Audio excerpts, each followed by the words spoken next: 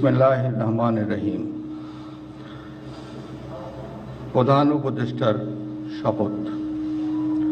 আমি মোহাম্মদ ইউনুস সশ্রদ্ধ চিত্তে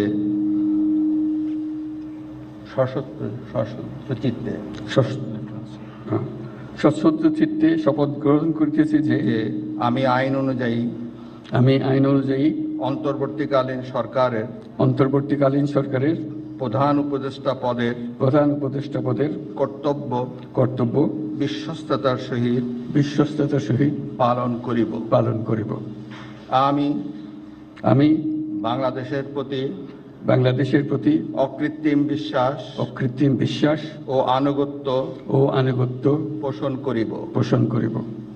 আমি সংবিধানের রক্ষণ সমর্থন ও নিরাপত্তা বিধান করিব।